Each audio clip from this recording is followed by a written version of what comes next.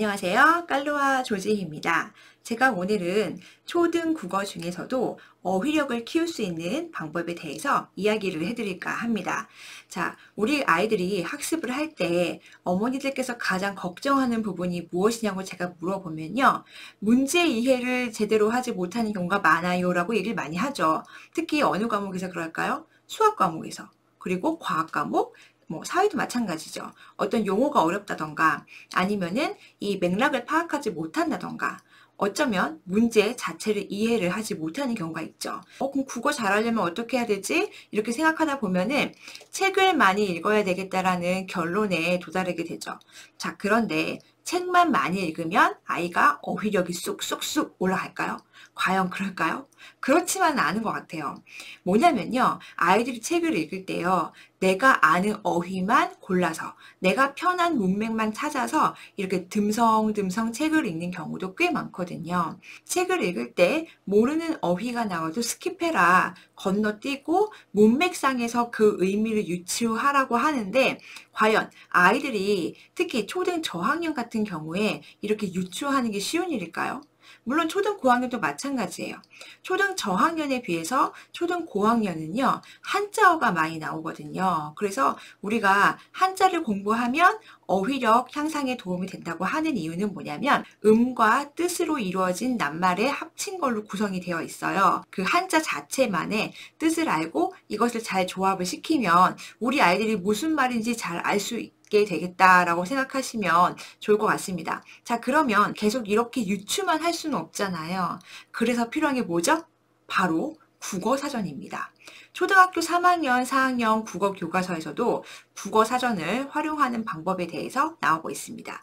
자, 꼭 국어사전 구입을 해야 할까요? 꼭 봐야 할까요? 라고 물어보신다면 궁금하거나 또는 내가 모르는 어휘를 만났을 때에는 사전을 찾아보는 경험도 저는 중요하다고 생각을 합니다.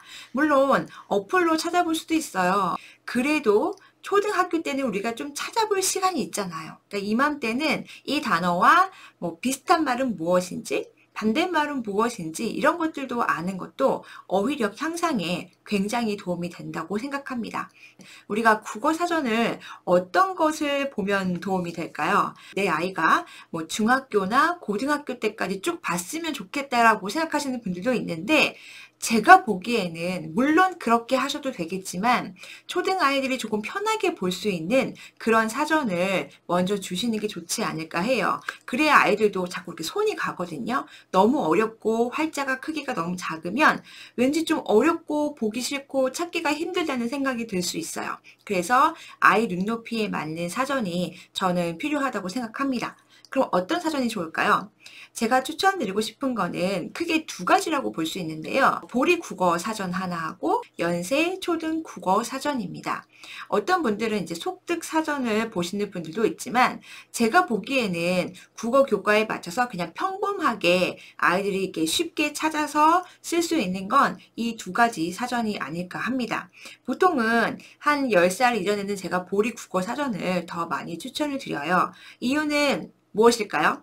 순우리말이 많이 포함되어 있고요. 사전 안에 사파가 많이 들어있다는 게 또 특징이에요. 아이가 학년이 올라갈수록 더 편하게 볼 수 있는 사전은 동아 연세 초등 국어 사전입니다. 한자어가 조금 더 많이 수록이 되어 있고요. 반대말, 비슷한 말, 이런 관용 어구까지도 아마 잘 구분이 되어서 설명이 되어 있다는 특징이 있죠. 우리가 초등 국어 사전을 한번 살펴보고요.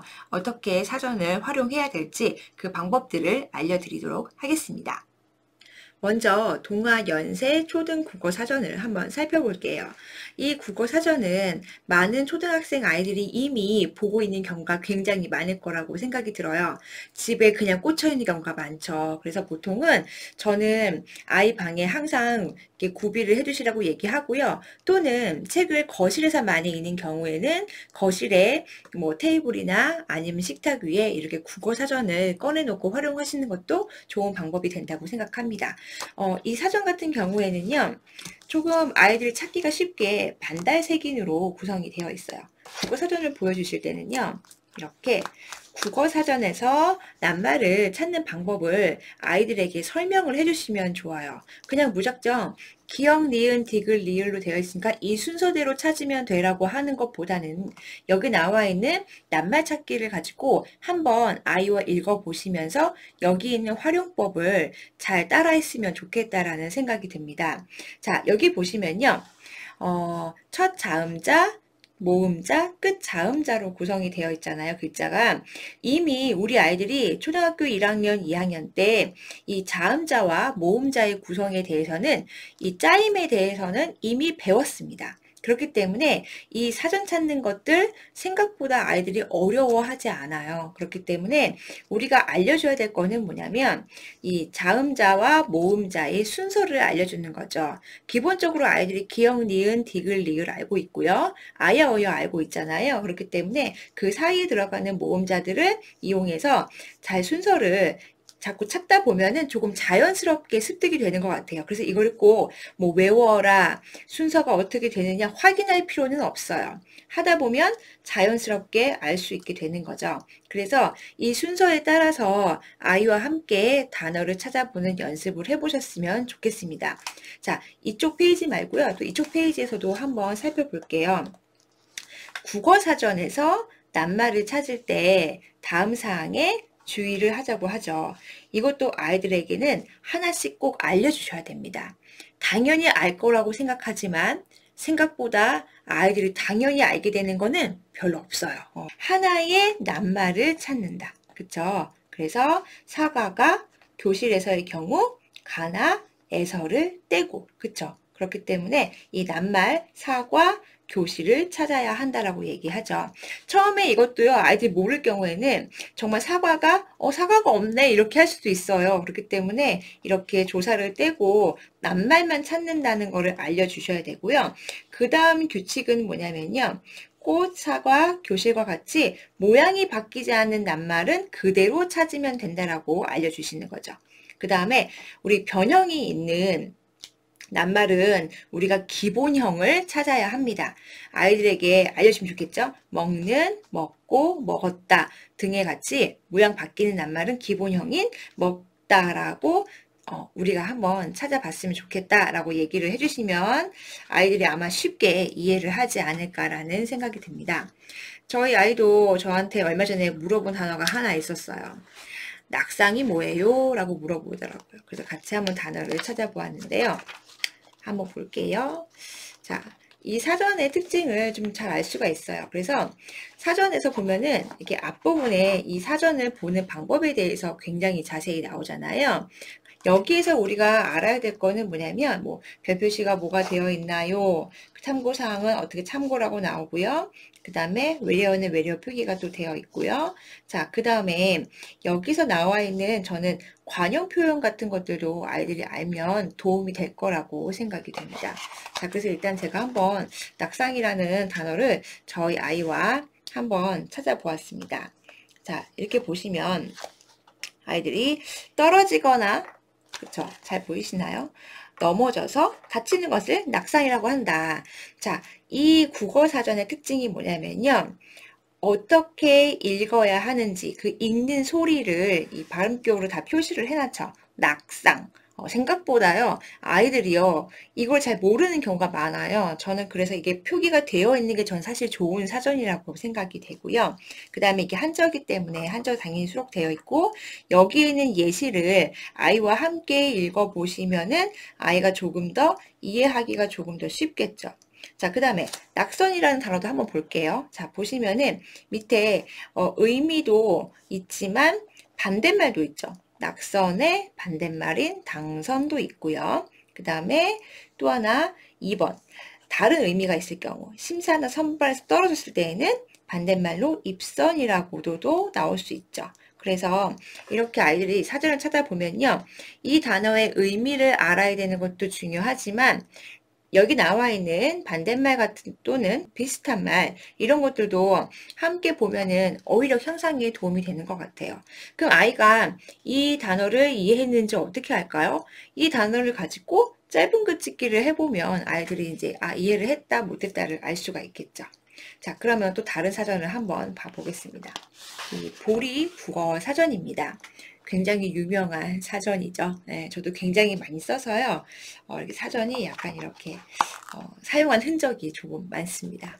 아까와 같이 제가 똑같은 단어를 한번 찾아보았습니다. 낙상이죠. 여기 낙상이 있는데 똑같이 한자어는 표기가 되어 있고요. 차이점은 뭐라고 볼 수 있냐면요. 여기서는 간단히 의미가 나와 있다고 볼 수 있을 것 같아요. 그런데 이 보리 국어 사전의 특징이라고 한다면 이 문장의 예문이 조금 더 쉽게 되어 있다. 아이들이 이해하기 쉽게 되어 있다는 거죠. 그래서 여기 보시면 할아버지께서 얼음길에 낙상을 당하셔서 허리를 심하게 다치셨다. 이렇게 나오죠. 그래서 아이들이 이해하기 쉬운 예문이 오히려 동화 초등 국어 사전보다는 아무래도 이 보리 국어 사전에 조금 더 그렇게 나와 있는 경우가 많고요. 이게 간간히 보이시겠지만 이렇게 그림이 중간중간 사파가 이렇게 들어있어요. 이런 것들이 아이들이 이 사전을 보기에 조금 더 편하게 느껴질 수 있다는 그런 장점이 있겠죠. 각 사전마다 장단점은 있어요. 어느 것을 봐도 상관은 없어요. 상관은 없는데 휴대성에서는 아무래도 그 동아 연세 초등 국어 사전이 조금 더 좋을 것 같고요. 그 다음에 보리 국어 사전은 조금 두껍죠. 아무래도 내용, 그림도 있고 설명도 조금 자세한 편이라서요. 그래서 제가 보기에는 꼭 어떤 사전을 보세요라고 단정 짓기보다는 이거는 이제 어머님과 그 다음에 아이들이 이제 이해하기 쉬운 방향으로 선택을 하셔도 좋겠다는 생각이 들어요. 어차피 아이들이 중등 이상 올라가면요.